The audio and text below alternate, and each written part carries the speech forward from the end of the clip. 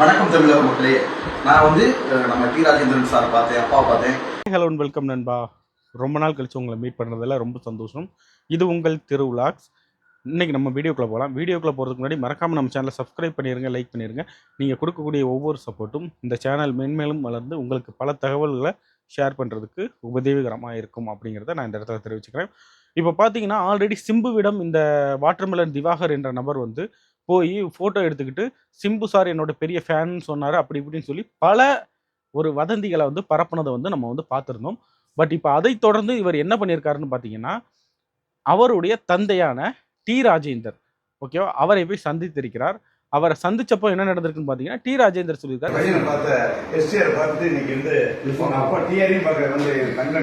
என்னோட பையனை பார்த்துட்டு என்னையும் பார்க்க வந்துட்டப்பா, ரொம்ப நல்லது அப்படி இப்படின்னு சொல்லி இவன்ட்ட நல்ல விதமாகத்தான் பேசியிருக்கிறார். இவன் என்ன பண்ணியிருக்கான்னு பார்த்தீங்கன்னா, தொடர்ந்து இந்த விஷயங்கள் எல்லாம் பேசிட்டு, நீங்க தான் சார் என்னோட குரு, இவர் என்னோட குருநாதர், என்னோட தலைவர், என்னோட ரொம்ப நாள் கனவு, நீங்க தான் என்னோட ரோல் மாடல். அதாவது எல்லார்ட்டையும் இந்த வைக்கக்கூடிய இதே ஒரு விஷயம் தான். எல்லாரையும் கைக்குள்ள போடுறது. அதாவது இந்த திவாகருக்கு வந்து ஒரு நபரை வந்து கைக்குள்ள போடுறது வந்து கைவந்த கலை. ஓகேவா, இப்படி எல்லாம் பேசினா இவங்களை கைக்குள்ள போட்டுடலாம்னு சொல்லி தொடர்ந்து இதே மாதிரி விஷயங்களை வந்து இவர் பண்ணுவார். இப்போவும் அதே மாதிரி விஷயத்த தான் இவர் பண்ணியிருக்காரு. அவர் டி ராஜேந்தரை இவர் கைக்குள்ள போட்டுட்டாப்ல இந்த மாதிரி விஷயங்கள் எல்லாம் பேசி.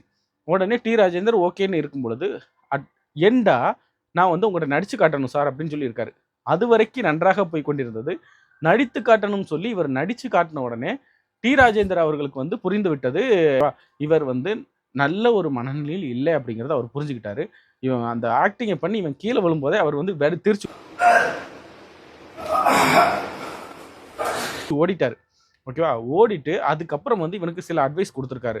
நீங்கள் வந்து சினிமா துறையில் உள்ள நிறைய பேரை வந்து நீங்கள் வந்து தவறுதலாக பேசுகிறீங்க, நான் அதையும் பார்த்துக்கிட்டு தான் இருக்கிறேன்.